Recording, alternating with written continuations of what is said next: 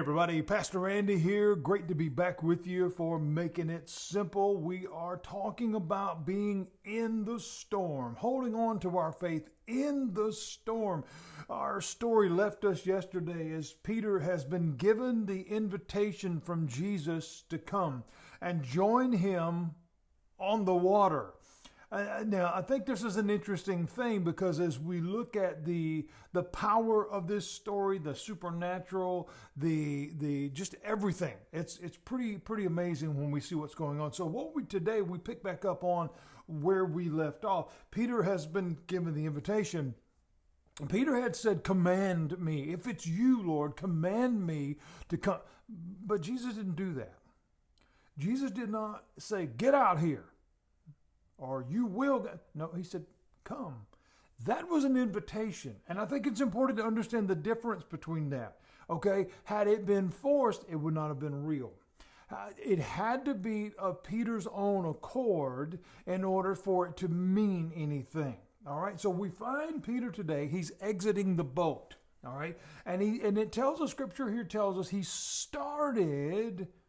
That's important to understand that. He started walking on the water and came toward Jesus. Started there is the key word, because if we think of the implication of that word, I'm starting to do something, that is oftentimes an attitude of, okay, I'm going to give this a try. I'm going to make an effort. But is that true faith? Is that true faith, or is that merely searching for a possible answer? And I'll tell you why I said that as this story unfolds, right? So is it, I'm just headed out because this, or, well, we'll see if this will work. Because oftentimes that's where we find ourselves, if we're just being honest. That is where we find ourselves because we're still not sure. We're stepping out on to the water from the safety of the boat. I know that this is okay. That's not. However, though, in the boat, it wasn't good either because it's rocking and rolling and the waves are crashing. And so that's an uncertainty as well. So we have to understand how this impacts our faith and how we trust Jesus in the storm or we don't. There's really no gray area here. So we find Peter, he's walking on the water toward Jesus. And here's the thing, understand this. The storm is still taking place. It has not seceded. The winds have not stopped. The waves have not stopped. All of this is still happening. Trusting him in the storm. That's where our faith grows, friends. It's not when it gets better. It's not when it calms down. It's when it's at its worst. That is when we find the greatest place of growth. So Peter has stepped out onto the unsettled water, the churning water. The wind is blowing, the water's splashing in his face. There's a great amount of uncertainty here. But do I trust him or not? Verse 30, Peter is headed toward Jesus. I want you to understand the picture of this, the analogy of this. He's headed toward Jesus. So in other words, the answer is in sight. The answer is in sight. The answer is within grasp. And then we find the but. But always changes everything.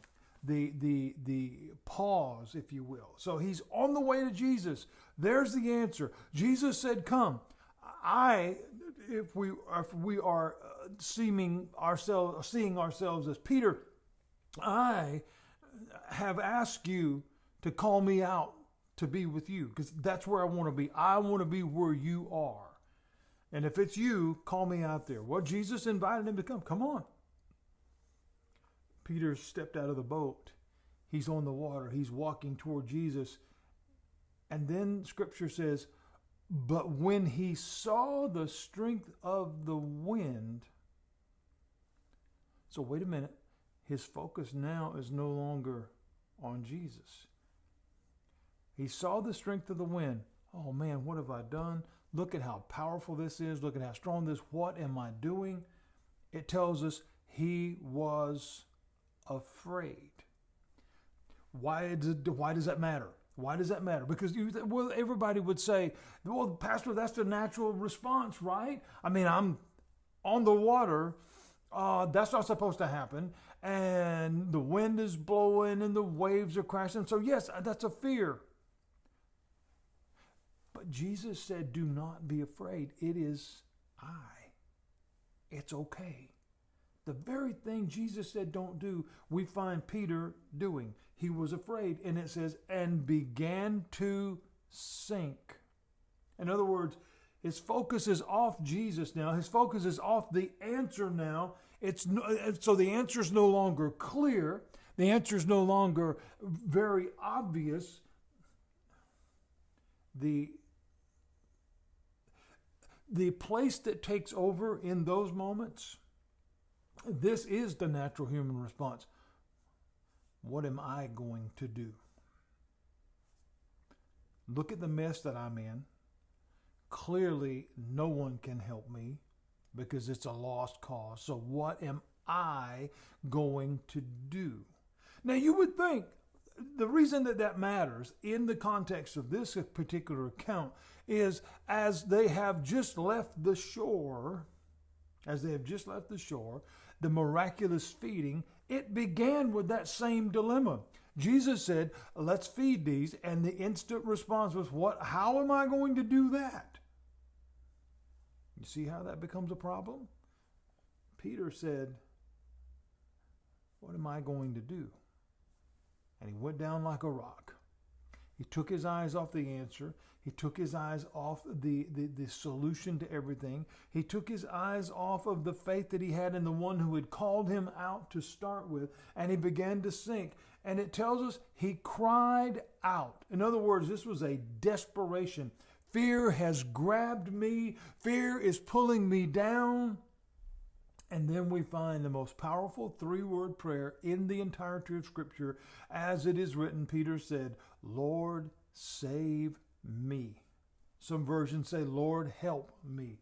Regardless, 3 words, the most powerful prayer that we can find. It tells us Peter cried out, Lord, save me. Lord, help me. And then we read, immediately,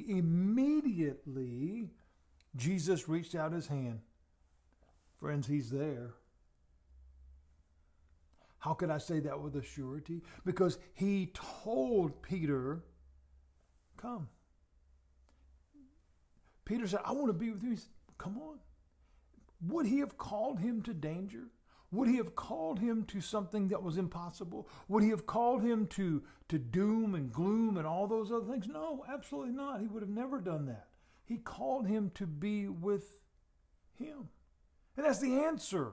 That's still the answer. And that's what he's saying to us today. And it tells us that he reached out his hand and he called hold to Peter. He's safe now. And he said, this is Jesus speaking to Peter. You of little faith. Now, was that a chastisement? No. It was why did you doubt me? You know what we can do. You know what I can do. You of little faith.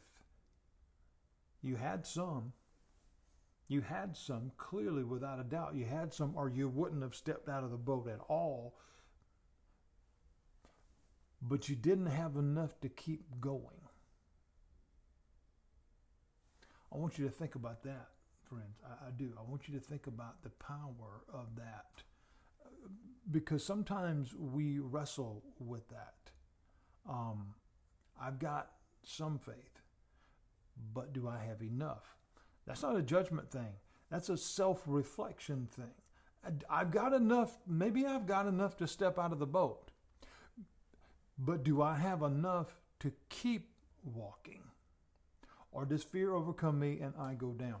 That's what we find out here, because Jesus is asking Peter, why did you doubt me? I've never given you any reason to do that. And that's exactly what he's telling each one of us. We must trust him in the storm, my friends. God bless you. Come back next week and finish up this great lesson. We got a couple more left. I've really enjoyed the feedback that I've gotten on this, and I hope that it's been a blessing to you. And I look forward to bringing you the remainder of In the Storm. I'll see you on Monday.